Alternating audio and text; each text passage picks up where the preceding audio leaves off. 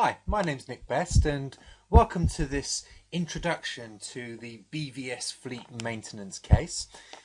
This is the first in a series of videos analysing this BVS case, bringing out all of the details from it that are going to be relevant for your exam.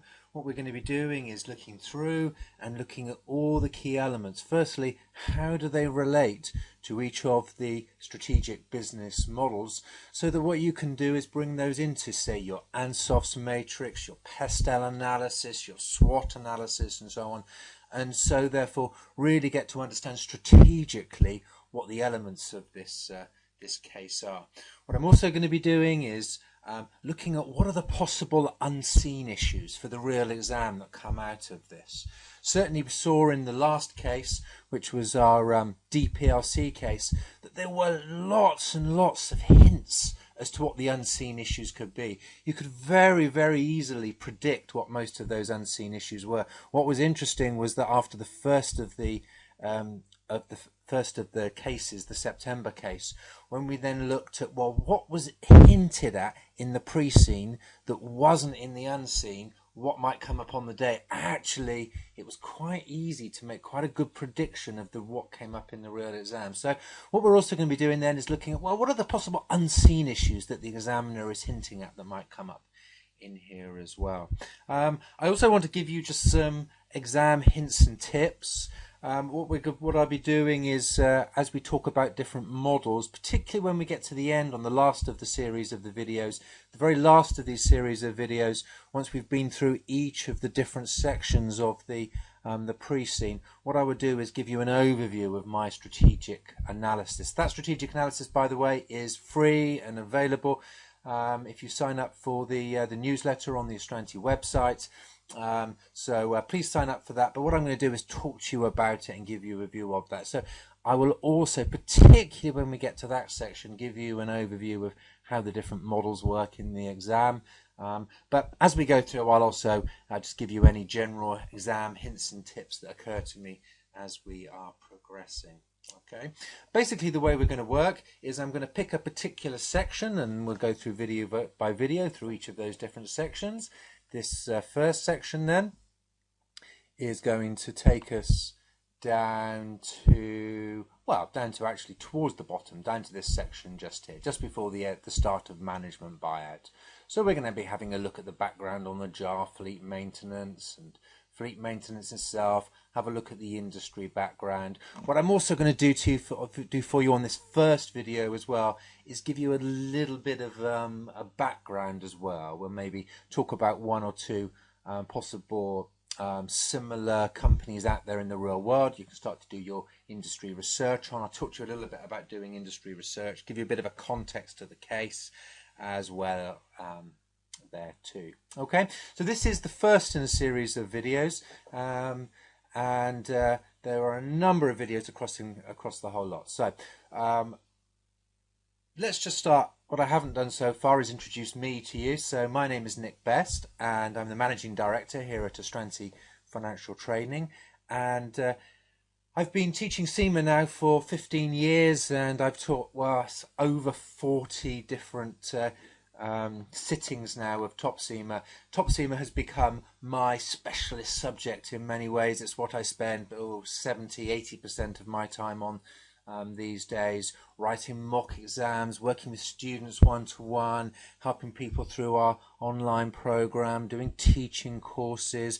I've taught this subject at BPP and Kaplan and First Intuition and Reed Business School, as well as all the online courses that I do and the one-to-one work. I wrote the official CIMA learning system for this with the examiner, which gave me a unique insight into the way the examiner thinks on this particular exam. And so I hope to also then bring all my knowledge and experience, and having seen so many of these different cases now, to bear as we work through this particular case. So with that in mind then, what do I think of this case as a whole? Well, first thing is we've got, it's fleet maintenance. I have to say, from the point of view as a topic for the exam, fleet maintenance is one of the harder topics that we've had over recent years. If we just compare this with, say, the building industry last time and the toy industry the time before that, those are two very popular industries that we can all associate with. We all live in houses. Many of us will either have bought a house or have rented a house, so we can kind of get the feel for it. You know, our parents would have probably owned or rented houses, so we sort of understand that. And of course, we'd all bought toys, if we go back to the previous case, and had toys as birthday presents and kind of understand it. What very, very few of us will have done before has had anything to do with the maintenance of vehicles, and not even just maintenance of taking our car in for maintenance, but actually the maintenance within a large commercial company, where there's a big fleet of vehicles. So from that point of view, it's quite hard. So far, what I'd also say is, from my initial research, it's quite hard to find industry examples. We've just been beginning the production of our industry example pack, 60 industry examples that are just there and available for you. And so far, it's proving a lot harder than in the last few years to produce that pack as well. So, a lot more research required, much harder to find industry examples, much harder to find really good examples that are news, because it's just not out there in the news, all of this sort of stuff. There's not this great love or interest or care on fleet maintenance companies. So from that point of view, it's one of the harder cases. So if this is your first time round, you'll probably find this slightly harder. If you're resitting this, then you'll probably find it harder than what would have been in there before. On the positive side, this case is a very typical case. This is a pretty standard case which has got the same sort of sections that we've had in many, many cases in the past. So from that point of view, not too bad a starting point, or not too bad a case to look at, a kind of standard normal case. Okay, so what have we got in this particular case then? Well, it starts off here at the start with industry background. Then it starts to tell us about the background to the particular company. This is all sort of long-term background to the company before moving on to how they've come to be in their current situation. We then find out, I won't go through it all here, sort of scrolling through, but a whole range of information about the company, its personnel, its financial position. And what we need to do then is really understand that company, get a grip of that background to the company. What you must remember is that the pre-scene, let's put a little note up there, the pre-scene is background only. What's the kind of context for you? It gives you what's happening in this company, its people, its financial position, etc., etc., as I've just been explaining. It is not the case itself. We will do a strategic analysis of this, but it's not that strategic analysis that you will be necessarily writing about on the day of the exam. The key on the day of the exam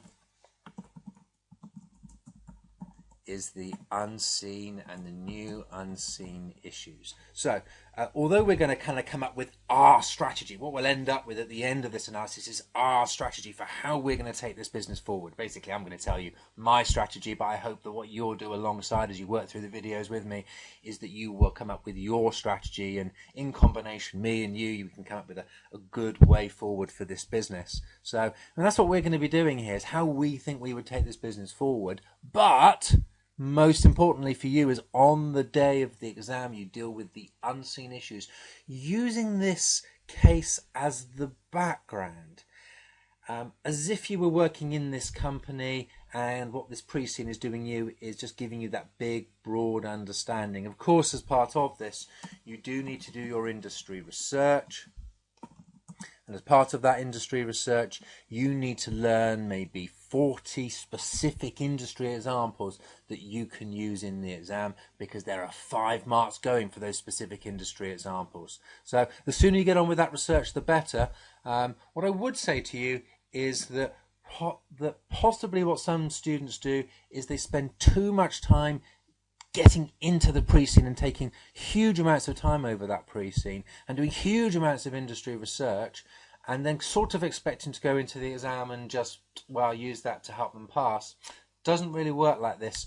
I would say probably 10% of your time in preparation should be spent on the industry and the pre-scene, and the rest of your time should be spent understanding the exam requirements, the structure of the exam, the way the report is structured, the criteria and how you mark against those. That's probably another 30%, and then the rest of your time should be spent doing preparatory mock exams.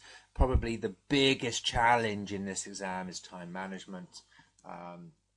And the only way to practice your time management is to practice lots and lots of mocks to time, improve your structure, and improve the way you actually do that. So just remember then, with this pre-scene, it's background only. Don't spend too much time on it. Having said that, you've got to understand this case very, very well. So that's the purpose of these videos then, is to quickly and easily get you through and give you my insights into this particular case and my thoughts on how this is going to relate to the unseen on the day of the exam, and how we'll use these elements on the day of the exam as well.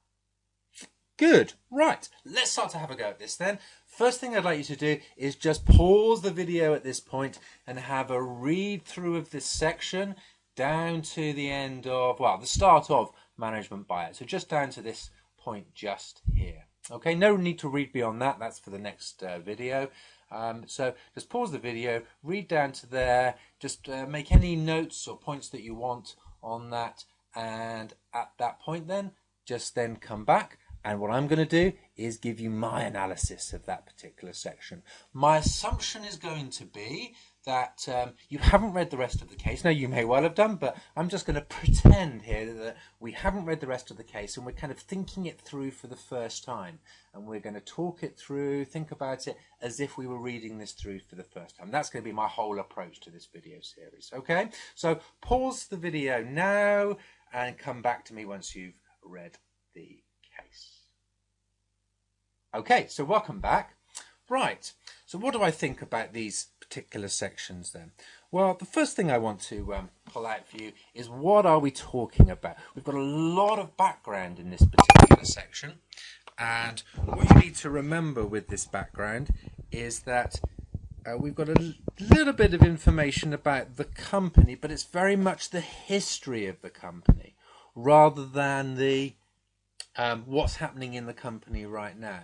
But that helps us to learn about the company and maybe a little bit about its culture, where it's come from. So that's giving us quite useful context. There's not a huge amount to get of sort of meat really, and lots to get our teeth into on this particular section. That comes a little bit later, but it definitely does give us some really good context to the whole background to that company. What we've also got is the industry background, and so in particular then on this particular section, kind of key models that we'll be looking at here are the Pestel analysis. You remember political, economic, social, technical, environmental and legal issues. So we've got one or two issues coming out in there. We get elements of Porter's 5 forces coming in, buyer power, supplier power, substitutes and so on. Not a lot, but a little bit. It's that broad industry background, and so we'll pull out one or two points out of there as well. There's also the odd hint in this particular section as to how we might be thinking about products for the future, and so Ansoff's matrix is one that we might use in relation to that. So okay, so those are the kind of models to be thinking about as we go through. Let's start off with them, with this, the first paragraph, in fact, and just the thought here that we are dealing with the whole idea of fleet and fleet management with a focus on fleet maintenance. And so when we're looking at companies, we're talking about any company out there which is maintaining a fleet of vehicles. So this could be something like, let's put a sort of list of possible companies down. It could be things like vehicle leasing companies, it could be haulage companies, it could be companies with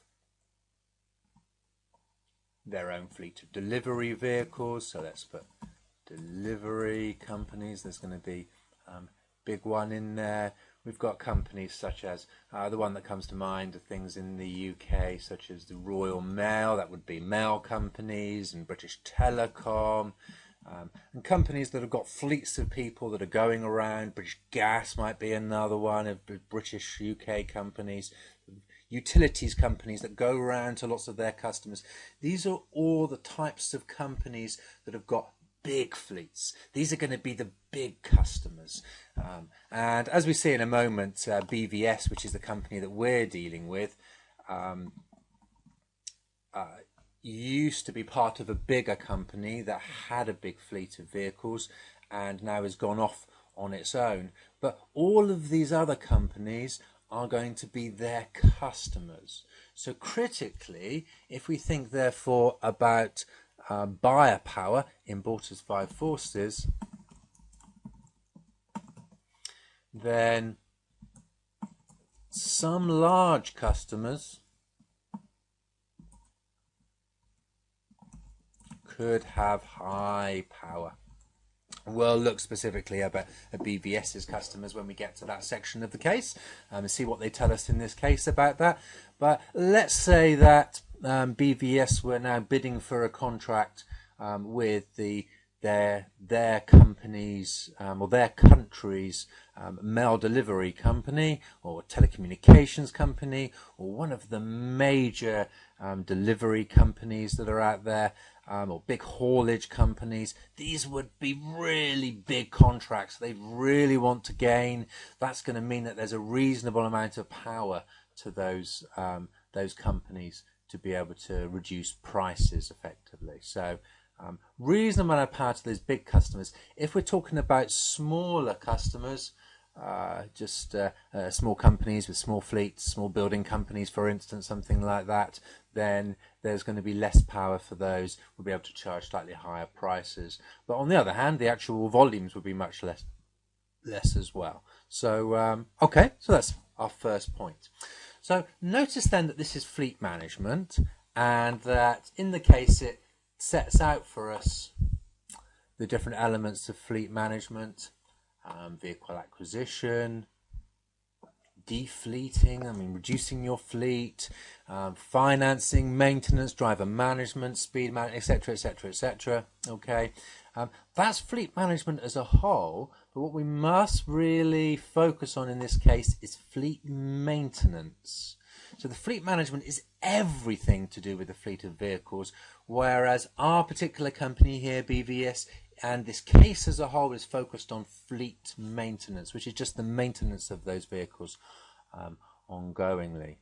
Okay, so as opposed to the other aspects of fleet management. Now for me, this is a hint from the examiner that there will be little on wider fleet management. So we may have some elements of fleet management. In fact, fleet management itself could be basically new products in the future. So probably with that one limitation, 90% of the case and unseen issues are going to be on fleet maintenance. But what I could possibly see are new products coming in the fleet management area. So what we could have then, in fact, let's just pop this up here, because here are all our different fleet management services. So we could have then possible new products, which these are. Now those new products, of course, are going to be mostly to the same customers. So in Ansoff's matrix, this is going to be in the product development box. Okay. So what we can be doing, particularly if we've got existing customers that we're maintaining their vehicles, perhaps we could provide some fuel management services or driver management or speed management. Those are all possible new products. The thing to look out for in the unseen then is a new product which you're then assessing whether that's going to be a suitable new product for the business. It probably will be if it's not going to be too expensive to go into, and we can also sell it to our existing customers, and those customers look like they would be pleased in order to have that service as part of a whole wider package. We do find out a little bit later on with BVS that they do a little bit of fleet management, but not a lot. So then it's kind of a growing part of their business. So I definitely think that new products along the fleet management area are possible unseens. But that's it. Beyond that, this is a fleet maintenance case, as the examiner says here. And everything we're going to find out about the business here is primarily about fleet maintenance. Okay. So, what are the key elements then? This next paragraph that we have here is focusing on, well, to me, it's what are the elements of fleet management and what do they do, and particularly the maintenance element. So notice where it says here, vehicles need to be maintained in order to meet regulations, maintain operational efficiency, and reduce running costs. Okay, now as far as I'm concerned, we're still with the customers here. Basically, what that is telling us is what are the customer needs. The customers want us to meet regulation, whatever the regulation in the vehicle industry is that they have to meet in terms of maintenance and meeting legal requirements and so on. Operational efficiency, which is all about the fleet working as efficiently as possible. One example I was just looking at, sort of part of my initial research, was engine remapping. And one of the big companies, BT Fleet, what they'd done was they'd done a full engine remap of the whole fleet. And what that did was keep the costs of running down because the engines were tuned to operate as efficiently as possible. That reduced fuel costs. So it's those kind of things then that customers want. Actually, that could be a possible new product, for instance. It would be engine remapping for customers, if not existing and new customers as well. So how can we do maintenance to reduce operational efficiency, to increase operational efficiency and reduce those running costs? And another particular one, of course, is they want them to break down far less often. Remember, for customers, a vehicle breakdown is going to mean that their service isn't going to be delivered. If it was a delivery company, the package won't get delivered on time or will get delayed, or we then have to send someone else out. It's going to be far more expensive, or we have to hire another vehicle for a period, which is going to be more experienced. So therefore, these are the customer needs. This is really important. Now let's talk about the unseen. Okay, so when it comes to some issue that's in the unseen, you must try and think about, is it going to help the customer? Basically, customer service and customer satisfaction is key to any business. And so let's say that one of the directors comes up with some new idea. The question is do customers want that? Is it ultimately going to meet regulation, maintain operational efficiency, reduce running costs, or help break down far less often? We can always come back to these four key elements. Of course, there might be other needs they have as well, but in terms of maintenance, the examiner is telling us that these are the key needs. So therefore, you can assess the new idea. Perhaps it's going to be something to help reduce running costs. Yes, that's a good idea. Then customers will probably want that. Will it help break them down far less often? That could be a good idea. If the unseen issue that you've been given isn't really hitting any of those, you've got to think, well, is that going to be something that's going to increase revenues in the future? It's going to be providing a better customer service. So those elements then, and very important, always when you're doing the unseen, be thinking about, are we providing a better service, proving what the customer wants? Okay, next line down then is very useful for this company. Let's go within Europe alone, blah, blah, blah, blah, blah. Okay, basically this is saying that in Europe, which is where BVS are operating, okay, they are a European company, we'll find that out in just a minute, that this is a growing market. So, good. There's going to be more opportunity, there's bigger fleets, there's going to be more opportunity to sell to companies as they grow their fleets. And I suppose if we see that in the context of the European economy, and it's very hard to ignore if we're a European company that in the pest analysis, is particularly the economic, is that we've got the European economy, of course, is a very, very difficult economy to be working in at the moment. Many businesses not performing effectively, growth is very low, but this particular industry is one that is growing, so that's very, very useful. Okay, so pest analysis, that could go into the E. Or the first E, or Pestel analysis, whether we want to have the slightly longer form of pest analysis. Okay, so excellent, useful position to be in, growing market, that gives good opportunities for the future.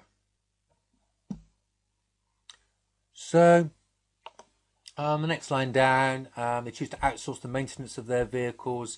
You know, these big companies, outsourcing maintenance is really where BVS are operating. That's where they want to be. Those are going to be their customers for the future. So then we've got a little bit more information about fleet maintenance generally, and what those companies want. Well, I've kind of already talked about that, so I won't go into much extra detail. What I think is very important now, and what I want to do as part of this fleet maintenance section, is just start to give you examples of who some of the real life companies who effectively we would see them as competitors are. Okay, so coming with a UK background, I'm going to give you some UK-based companies. Of course, if you can find European companies, even US companies and so on to do research on, that's fine, as long as you're getting really good, useful industry examples. Remember, your key with your research is to find specific industry examples that you can use on the day of the exam to say, someone like BT Fleet, one of the big UK vehicle maintenance companies, recently did da-da-da-da-da. It could be that vehicle remapping. Therefore, this would also appear to be a good idea within a BVS, and therefore I recommend going ahead with this new vehicle remapping proposition. So what you want is specific examples that you can then use on the day of the exam. Of course, you can get our industry pack. With our industry pack, look in there and you'll see these industry examples. But of course, if you're doing this yourself, this is what you should be looking for. So one company then is BT Fleet. Now, interestingly, a little bit similar to BVS, BT Fleet, they're actually a subsidiary of British Telecom, who are the UK's, anyone that's overseas, the UK's big telephone provider. They provide all the underlying infrastructure, which other providers typically rent off them, and huge fleet of vehicles. And so the BT Fleet also provide vehicle maintenance for their vehicles, but also for competitors as well. Really good one. And there's some, in a hard industry to research, there's definitely some interesting things on their website. Look for the news page on their website. There's some interesting stuff. Pullman is another one. Pullman Fleet Services. There's some interesting stuff on their website as well. Prestige Fleet Servicing is another one. We've got the SCV Group. Oh, let's get the formatting consistent here. Is another one, a little bit smaller. That one looks. One thing that is Trident as well, Trident Commercials. One thing that's quite hard with many of the companies in this industry, it's not like huge multinational companies where we can just look at their financial statements to see how big they are and who all their clients are and what their strategy is. So it is harder to find industry examples from that point of view. However, there are some examples to get you going when you come to do your industry research. The other thing I would just say to kind of get you going as well is to have a look at www.fleetnews.co.uk, which gives you a lot of information about the UK market and position. So I'm just going to expand this a little bit. There we go. So that all fits in nicely. So okay, so that's a good source of information. Fleet News. Have a look on there, and you'll find a range of information. That's UK based. There's obviously the whole of Europe and the world that you can find information on. This is not a UK company. It's worth bearing in mind. We'll come on to them in a moment. This is a European company. We don't know what country this is, and so we cannot assume this is the UK for all those people in the UK. This could be anywhere in Europe. Right. Okay. So let's carry on then.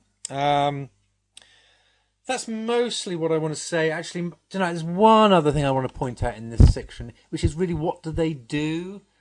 These maintenance companies do routine servicing of vehicles, mechanical repairs, and tyre replacement. That's the main crux of BVS's business as well. But that's basically what fleet maintenance is. And going up then, through doing that, we want to achieve these goals, these customer needs we were talking about earlier. Okay, so we've then got this big section on the background on JAR fleet maintenance. And we have to see this in the context that this is background information. This is not where the company is at the moment. This is their past history. So remember, this is from a few years ago and their history in the past, rather than it being where they are at the moment. We can learn a few lessons from this, but really this is more context than anything else. What I'm going to do is just pull out for you a few key points. Okay, just one thing to bear in mind. They talk about JAR FM here. JAR FM is what what now BVS used to be called when it was the fleet maintenance division of this large telecoms company, JAR. Okay, now you may also therefore think, well, someone like BT Fleet may be quite a good company to get information on, because obviously BT Fleet is still a subsidiary of British Telecom, but very, very similar in nature. So therefore, you can say their examples are going to be quite similar to this kind of company. But if you can find similar providers throughout Europe or the US and so on, I know from my research so far that AT&T in the US, they do a similar type of telecommunications as well. Telecommunications provider, their fleet servicing department is big, and they provide other services as well. So so basically their background was in as a subsidiary of a state-owned telecommunications company, privatized in 1994. One thing that it's worth bearing in mind, therefore, is that it talks in this particular section about this country. They're going to have and we find out later on, they've got their base in their one specific country as their area of expertise. It's worth saying that one possible thing is we could have expansion outside of the country as possible strategic ways of expanding later on. BVS have started to do that. We find out later on. I don't want to go into that too much now, but certainly that's going to be one big possibility. And of course, that's going to be in Ansoff as well. In Ansoff's matrix, that's going to be a new market for an existing product. So you can put that into your matrix just there. If you've got that expertise and knowledge in your home country, of course, you can expand on that same expertise out to new countries. So good new possible expansion opportunity for them. I think as well, just up here, just one thing I want to point out, if we look, just this phrase, within Europe alone, there, that sort of suggests to me that, look, we don't have to just stay in Europe. There could be opportunities to go outside Europe, to go to some of the growing economies in Asia, could possibly be the US, although it's always a very hard market to hit, not growing very, very quickly, better than Europe, but not growing very quickly as well. So it could be, we could even go outside Europe, although for a country that started off being based in Europe, which we find out that they are, in their home European country here, as it says here, then expansion in Europe is going to be the most logical next step, because we know the cultures are different within Europe, but it's definitely a lot more similar than going way outside Europe. Of course, we've also got the political elements, which is worth putting in here. So in PESTEL, the P is political, and so we've of course got the EU. So we don't know whether they're in the EU. In as far as this is concerned, maybe make an assumption that they might be. Of course, then there's free trade with other EU countries. That's going to simplify the whole process. With the euro as one common currency, that simplifies the process of moving into other countries. With the big context, of course, that the European economy is in a very difficult position at the moment. One other thing to say about that, let's put in here European economy. Who knows what's going to happen in the next few months in relation to the European economy and the approach of the exam. Any news that comes out before the exam is fair game to use as an example. Who knows what's going to happen with Greece? Is there going to be more of a crisis in Spain and Italy? Ireland's in a very difficult position. So any news that comes out in terms of European economy and what's changing, you can use that as examples in the exam. Okay, so just a few more things to point out then on this background. I think the fact that this has come from an old public sector company, okay, that was, 18 years ago now, but then link that in with this opposition to changes in the business for trade unions. Even though things have moved on a little bit since there, I think that there could be big issues in here about cultural resistance and resistance to change, and we really need to watch out for that. That's been quite a big issue in a number of past cases.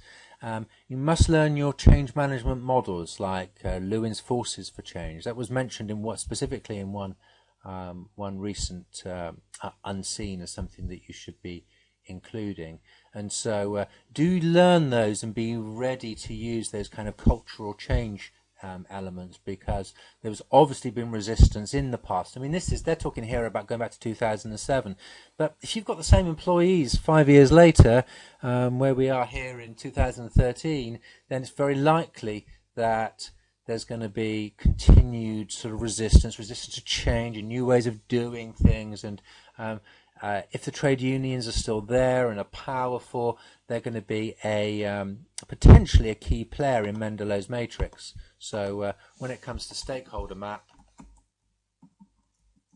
the trade union could be a possible key player if they still have a lot of power. So we'll see what it says later on about trade unions and employees and so on, and how that's changed since the sort of historic position. But certainly bear those elements in mind when it comes to unseen issues, and remember to think of those particular cases.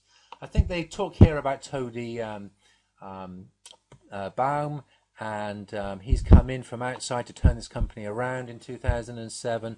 He says he's got extensive knowledge, so potentially then this would be a strength in the SWOT, that we have got a good, strong leader trying to turn the company around, knowledgeable. Of course, later on we do see that we've got all the personnel details, so we'll go through those personnel details in a lot more detail when we get to that section just there. The only other thing, we just read through all of this section, but the only other thing that I would say from the rest of this, and I'm just going to put a general comment just here, is that he's come in, he's found it hard to cut costs because of the union, so he's gone for increased revenue growth, and he's been successful. So there was growth in 2009 in terms of customers, in 2008 and 2009 is basically what it's been saying in these sections just here. Further 6 fleet vehicle operators brought in from just 2 external fleet maintenance customers that were outside of the telecoms business. And then down here, further contracts were signed with new customers. Okay, so notice that before we find out they had the management buyout, they had 1,500 employees, which goes down quite significantly. We find that out just in a moment. But my main point here is this idea of growth. It's been they've been successful in winning some new contracts outside, and of course they would like that to continue into the future. So one extra thing just to add in as well is we'll find out more about their customers as we go through the case. We just don't want to become too over-dependent on that original telecoms company, which, just looking through these, even just a few years ago,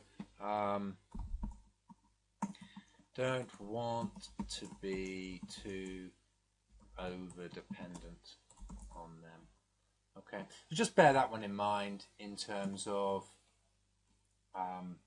one big customer have a huge amount of buyer power, so we could put in here they're able to negotiate big lower cost contracts. So buyer power. We'll see what the rest of the case says about that, but that's worth bearing in mind as well. So to bring this to a close then, the key unseen issues that have come out of this so far are possible new products. BVS are basically in fleet maintenance. There's a whole range of new fleet management type of products, so we could have an unseen issue on that. New markets, we find out later on that both of these are possible things that they are considering. So going into new European countries or beyond, it's a possible unseen issue that could come up. I think that the biggest hint here is this possible cultural issue and possible cultural change, which is a very popular one amongst the examiner. We've seen that a number of times in recent exams. So I think that's a big hint that there's going to be some kind of cultural issue in this particular case. So I'm going to leave this first video here at this point. For any of you that are just watching this this first video, of course, the remaining videos are now available to purchase from Astranti. So I hope you found this one useful. And if you don't go on and purchase those other ones, then I do wish you the best of luck with the rest of your exams and so on. But you can now get the other ones from the Astranti website. For those of you who are going to go on to watch the rest of the videos because you're on our course or you've purchased this as a one-off product, then we'll be moving on to video 2. We'll move on to video 2 very shortly.